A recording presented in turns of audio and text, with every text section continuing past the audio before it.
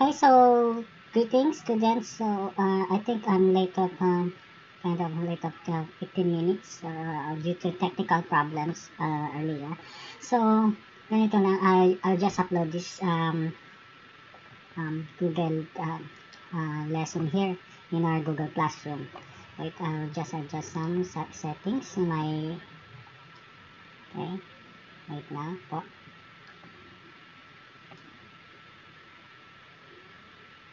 Okay. So, I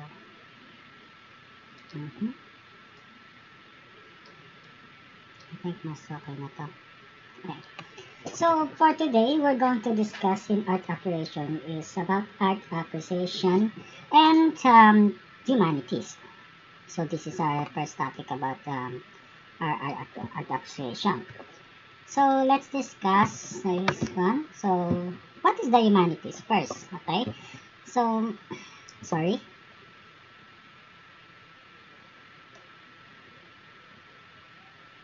Okay. I think dapat di masyado malaki yung ano pa.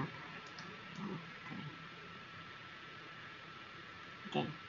So, in ano natin, we have what we call humanities. Okay.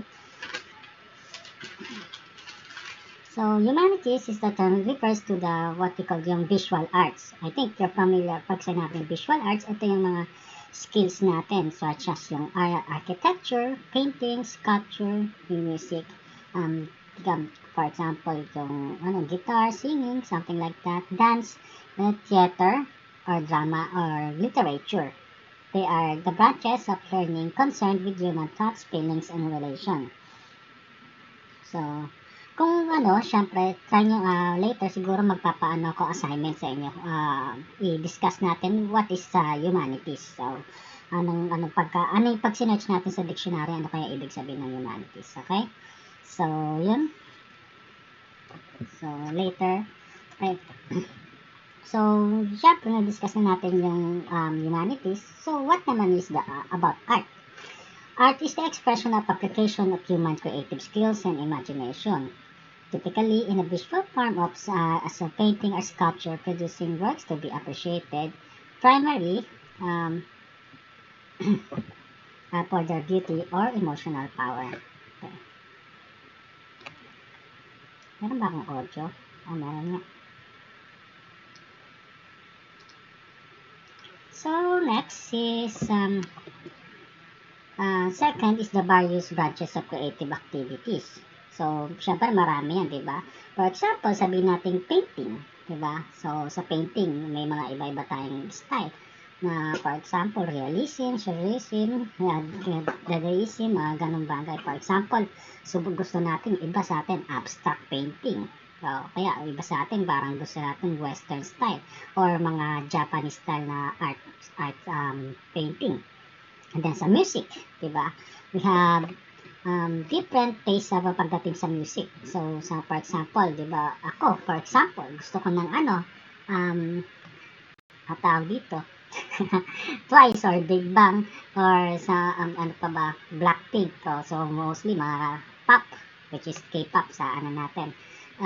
So, siguro sa inyo, meron gusto yung mga tipong mga mellow, mga lo-fi, okay, mga tugtugan nila, Bang Bang, I Belong to the Zoo, Silent Sanctuary, okay, meron tayo sa akin, gusto natin mga iba na maiingay, diba, mga, for example, I'm not sure kung familiar kayo about yung Paramore. And then, pagdating sa literature, meron din some branches yan, diba? Pagdating sa literature, we have what we call yung tawag ito, written works, mga novel, mga poet, na gano'n, o yung mga usong-uso ngayon, spoken poetry, diba? And then, sa dance, hindi ako magaling sumayaw. Siguro, so, sa dance, may mga may iba-iba tayong type na dance na alam. For example, sabi natin yung tawag ito, lyrical dance, mga gano'n, o kaya mga hip-hop, mga gano'n bagay. So, proceed tayo. So, let's discuss the meanings of art. Art is derived from the Latin word ars. Okay, so how do we spell it? ARS spells as A-R-S, meaning ability or skill. It covers those areas of artistic creativity that seeks to communicate beauty primarily through the senses. It mostly consists of paintings, sculpture, architecture, literature, dance, music, and films. So, huwag tayong maano dito huwag tayong maano na ito yung meron pa rin itong mga sub-branches, if you remember, di ba? For example, sabi natin sculpture, di ba? Sculpture dati, lang yan, yung pag-ukit-ukit. Pwede na natin consider mga 3D sculpture, mga ganon. So, madami na yan ngayon. Okay? And then, let's discuss about the liberal arts. So, originally, yung liberal arts is from the Latin word na liberalis. So, L-I-B-E-R-A-L-I-S. Ibig sabihin nun, it's suitable for a free man. It refers to the 7 courses of university study that were offered during the medieval period. Mostly sa grammar, rhetoric, arithmetic, geometric, music, and astronomy. The primary and most basic aim of liberal arts education is to progress possible development of the individual. The totally rounded individual is not only its fundamentals aim but also fundamentals its work.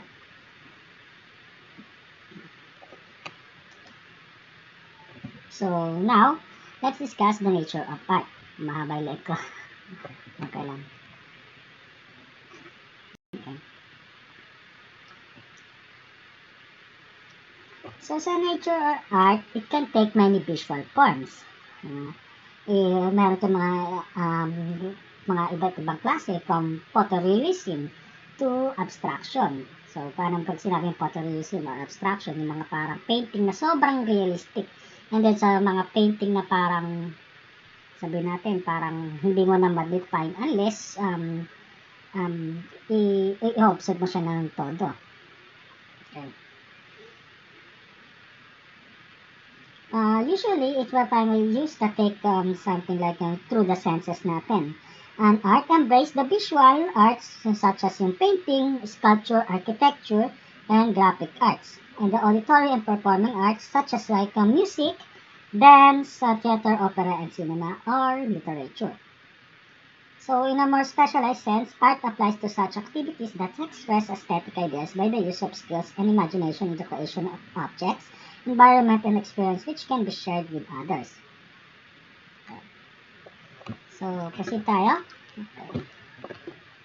So, question here is about what the universality of the importance of art. We have, okay, so A, we have timelessness of art. And B, we have your art imitates life and reality. And then last, we have art as intrinsic worth. The values is in itself. Okay. So first, let's discuss yung timelessness of art. Siyempre, pag sinabing timelessness of art, ito yung kahit ano mangyari sa natin, nagagamit natin yung type ng art na to. So, agelessness and timelessness can refer to a classical style of art that will never go out of fashion, in that it does not utilize any wonky trends that will only be popular for a certain specific period of time. So, kung bibigyan natin ng example to, for example, sabi natin, kung familiar kayo sa mga sayaw, yung tinikling, diba? Sabi natin, yung tinikling, sobrang luma na yan. Pero, hindi siya nawawala. Kasi, nagiging, bakit kamo? Nagagamit natin siya hanggang ngayon. For example, sabi natin sa school, di ba? Part ng natin yan, PE. So, kailangan matuto tayo sumayo ng tinikling, di ba? So, one negative example na hindi siya timelessness, di ba? Yung tulad ng mga sayaw sa mga TikTok, yung mga ganon, di ba? Yung parang sabi natin yung kung ano yung natitrend ngayon, yung sabi may challenge, di ba? Hindi natin makikita yan after 10 years or possible hindi makalimutan na lang natin yan, di ba? For example, yung mga drummer ba yan? O kaya yung binauso dati way back 2016. I'm not sure, siguro bata pa kayo nun, yung Walking Man Challenge ba yan?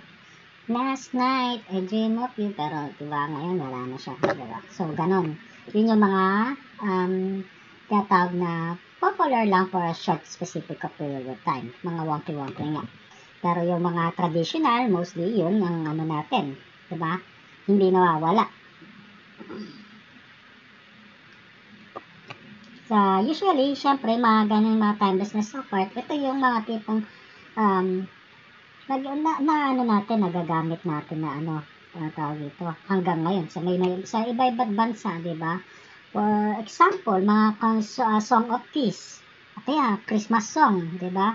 So, kahit sobrang tagal, nandiyan pa rin siya, nagagamit at nagagamit, lalo na yung ano, kailan lang, ng Pasko, yung kay Jose Marichan, okay? Laging gamit yan, every year palalo, okay? So, next, let's discuss the art imitates life and reality.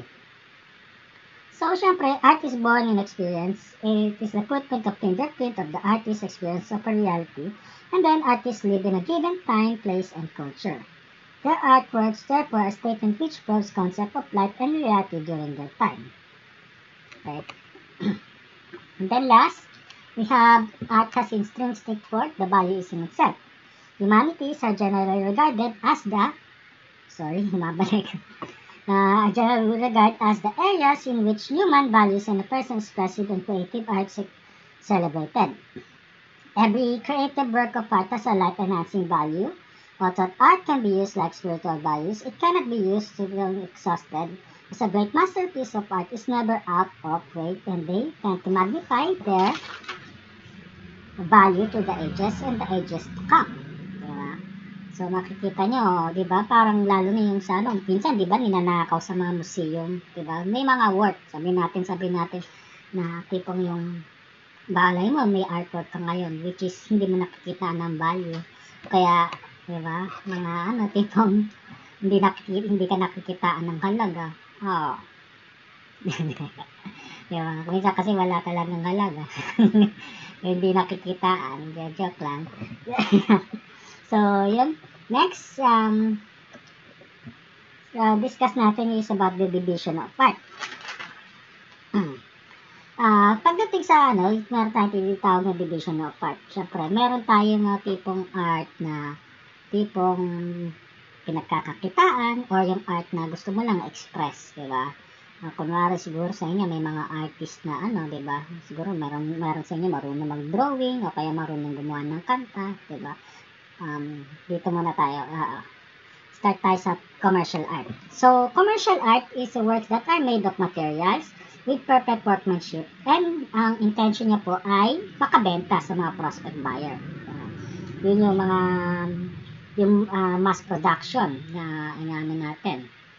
So, yun yung for example, yung ito na uso ngayon, maliban pala sa mass production, yung nauso ngayon yung NFT. I'm not sure kung familiar kayo doon, di ba? May mga artworks na binibenta, ganun. And then, second, we have yung art for art's sake.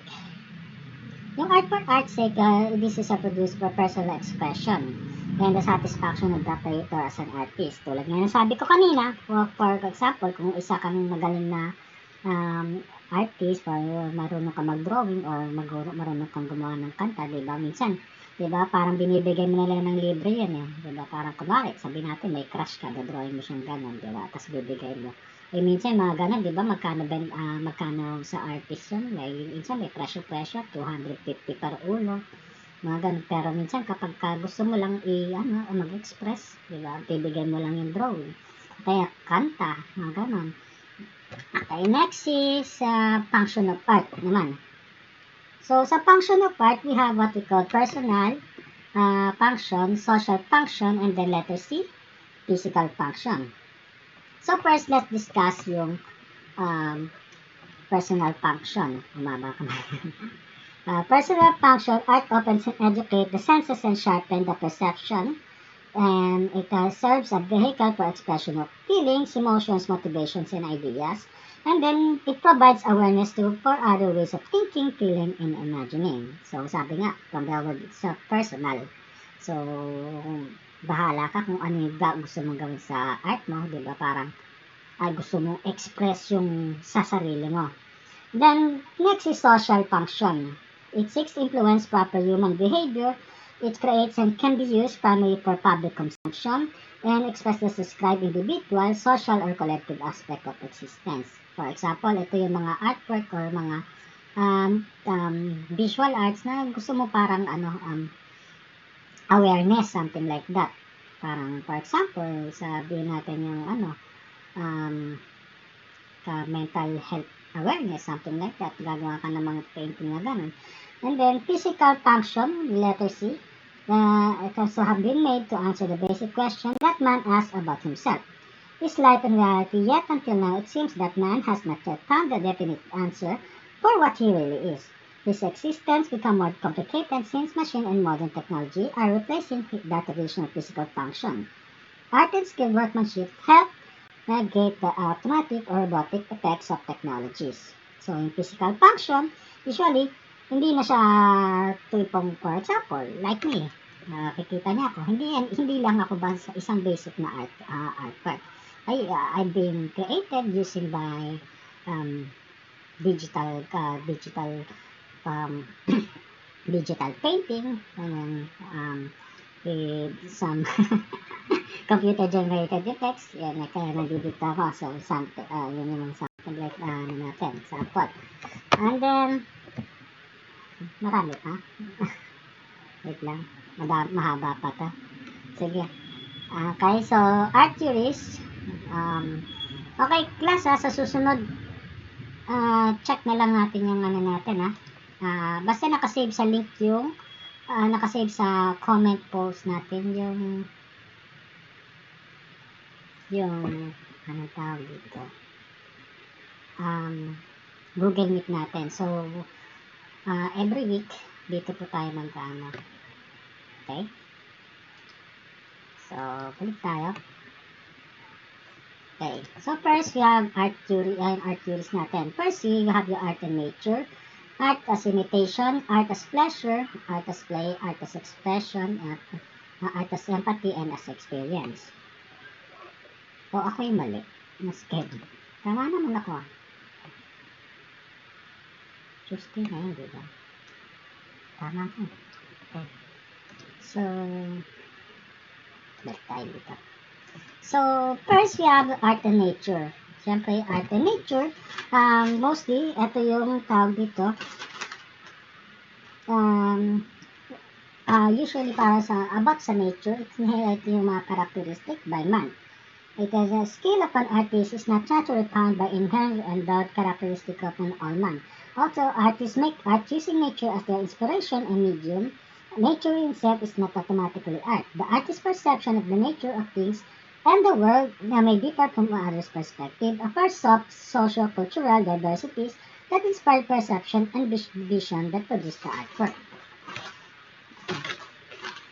Next is art as imitation. As quoted by Plato, he believes that art is far removed from reality. While si Aristotle, he believes that reality exists in the world around us perceived by our senses. Okay? Sa unang natin, unang quote natin, which is yung kay Plato, ang art is imitation is common to all works of art. Tama naman yun, di ba? Making imitation is the criterion for their value. That implies that which successful imitates the ideal is the most precious art. The more successful the imitation, the better the art. Diba? Parang, for example, sabihin natin sa drawing, ikaw ba may drawing ba nila ng hindi parang walang pinagbabasihan? Siyempre hindi. Sobrang galing mo naman siguro kung parang may pictographic ka memory. Isang tingin mo lang, kabisado ko na to. Pero may possible. O kaya parang sabi natin wala tayong imitation, nag-drawing ka, tapos pagtingin mo, kamukhang kamukha, hindi pa naman nagkita. It's not possible. And the second, it's doubtful that whether all works of art are imitative. After all, visual art is like landscape. Painting and portrait sculpture may be imitative, but what about abstract painting? So, yun kasi yung tanong ni Aristotle. Paano naman yung abstract, di ba? Or what about music? The theory of imitation fails to explain this. And then next, we have your art as pleasure. So, pagdating sa pleasure, ito yung parang nagbibigay sa atin ng satisfaction. So, pagdating sa art as pleasure, the idea is that imitative and pleasurable qualities go together. Okay, so, Next, we have art as play. Syempre, parang kumbaga sa atin, may mga artists na they use this as a hobby. For example, sabi natin marunong kayo mag-gitara. Diba? Minsan pagka naboboard ka, parang ganon, magpapatugtog kang gitara, kakanta ka ganon. So like everybody, artists needs a break from routine. We need an outlet to vent our passions, emotions, and other forms of uncontrolled expressions of energy. Kunwari, diba parang bigla kang na-board, tapos bigla kang napakanta ng tawag dito, balang araw, parang ganon. And then next, art is expression. One of the artists does is to make an art based on their emotions, di ba? Siyempre, kunwari kapag malungkot ka, di ba? Kakantay mo yung kantang gusto mo. Kaya pagka masama yung loob mo, di ba? Parang magdududel-dudel ka, something like that. Kaya kapag in love ka, di ba? Dodrawing mo yung di ba? Kung minsan, pangalan, tapos pangalan ng gusto mo, lagyan mong heart, art na kagad yan, di ba? Ganon. Art as an expression. And then, art as empathy and experience.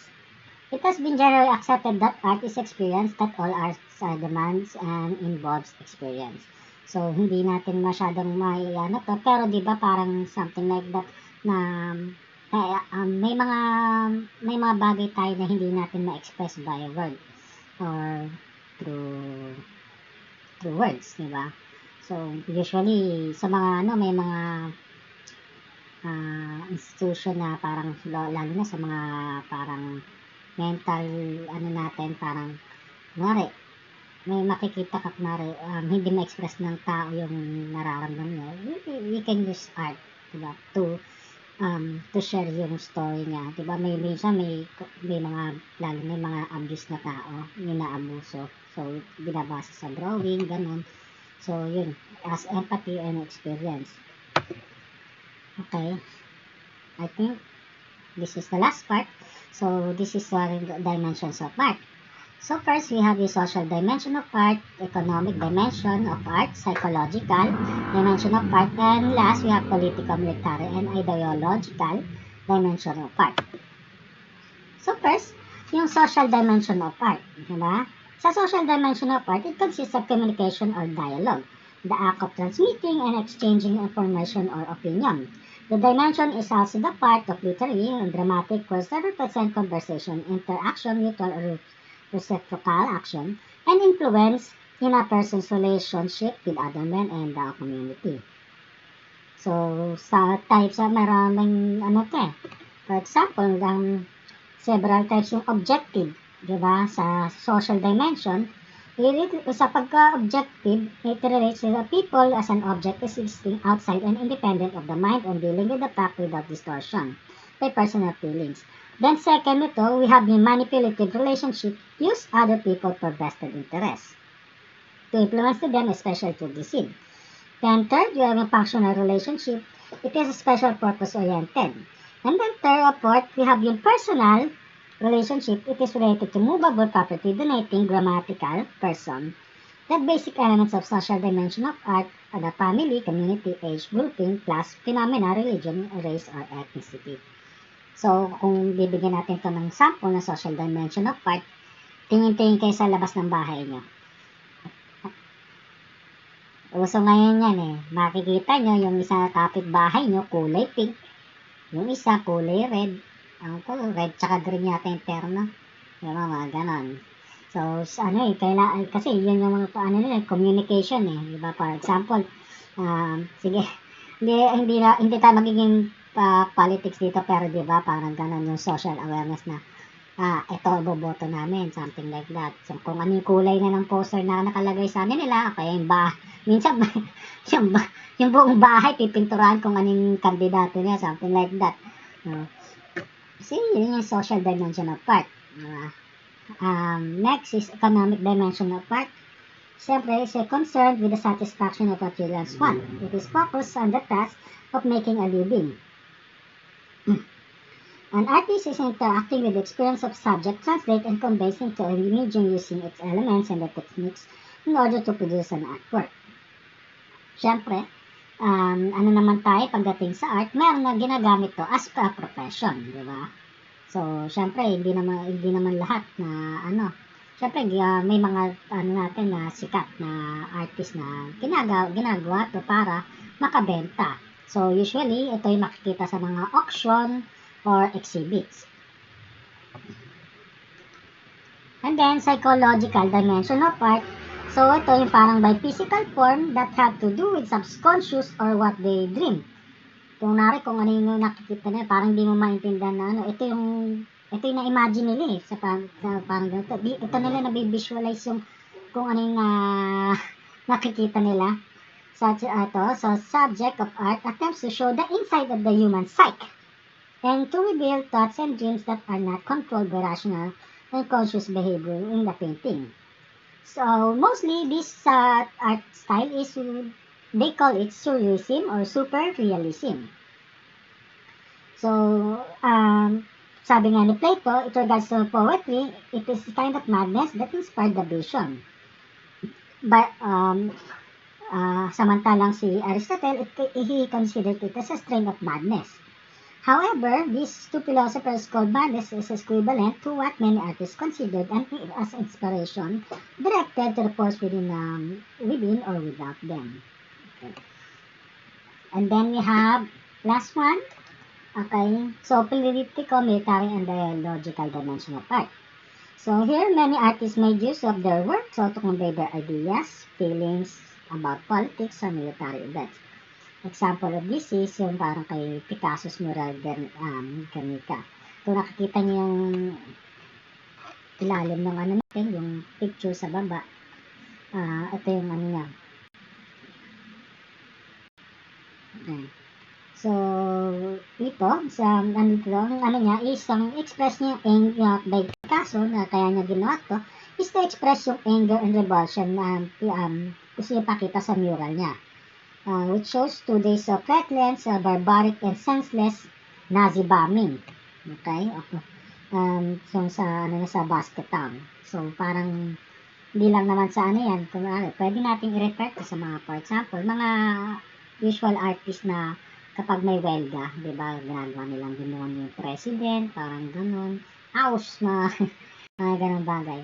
So, yun yung natin sa, political, military, and isa pang example pala, yung kay Kim, yung sa North Korea, di ba, parang dati, nung panahon nun, parang galit siya sa Amerika, pinapakita niya kung ano ang Amerika, tapos sila is, mostly mga propaganda nila, diba? Pinapakita nila sila na higher power, something like that. Yun yung mga political, military, and the ideological dimension of art. Okay. So, yun. I think we're done with our topic for today. Okay. So, later on, I will give you an assignment. So, sana, kung may time, panoorin po itong video na to. So, nakalagay na siya surprise assignment. Okay? So, ano po ba yung surprise assignment po natin? Diba?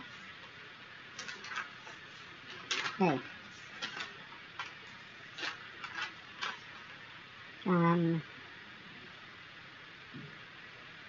Wait lang po.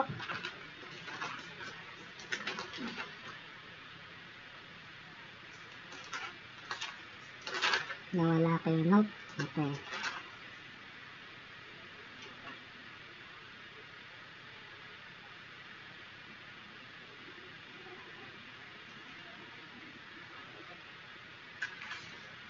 Okay, so yun. Nabalik na yung leg ko. Okay, so magbigay dun sa natin, yung tawag natin kanina dito, yung art theories. So, ilan ng art theories natin? 1, 2, 3, 4, 5, 6. Okay, so ano yung 6 na yun? Magbigay ng example, lagay sa document, Microsoft Word, kailangan may picture ng reference, and then kailangan yung description ay Tagalog po. Okay? So, ano po ba siya? First, we have yung art and nature. Second, we have art as imitation. Third is art as pleasure. Oh wait, parang medyo mahirapan yata kayo, baka So, change na lang natin yung natin.